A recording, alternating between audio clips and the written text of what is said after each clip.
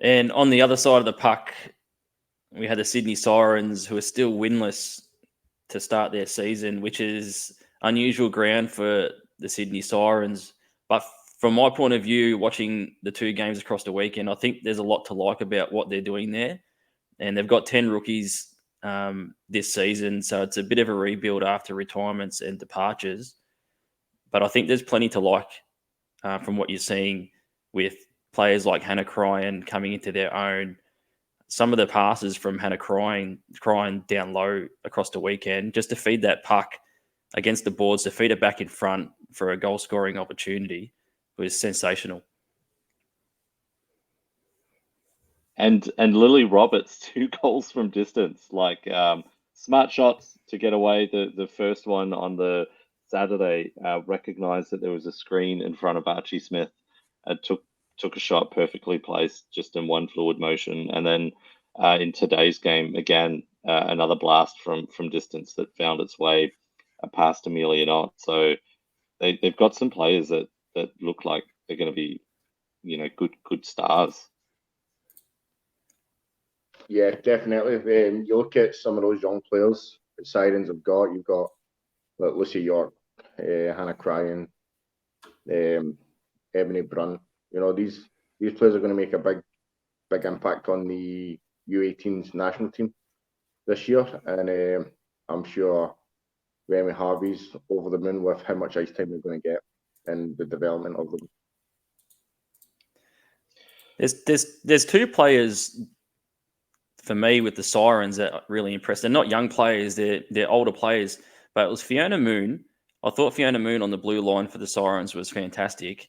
But Julia Pacini, if I get her name correctly, Julia Pacini, I think that's right,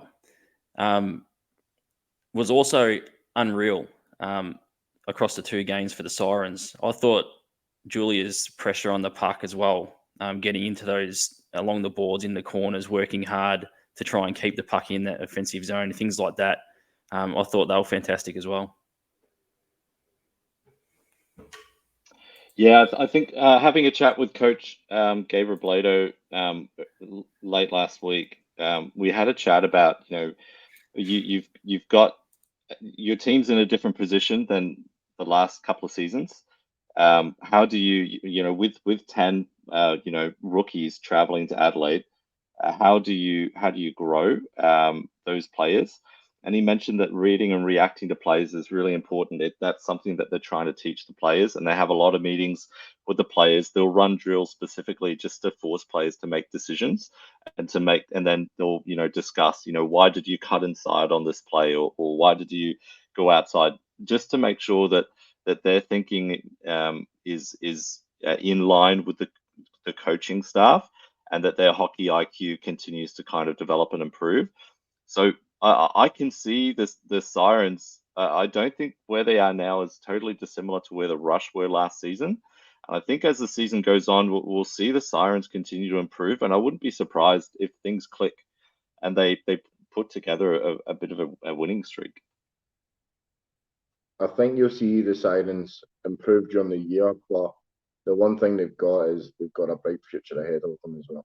Like, these girls are 16, 17, they're going to carry the team for the next 10 years, and it's going to be an absolute dynasty when they mature, become older, and become veterans on that team as well.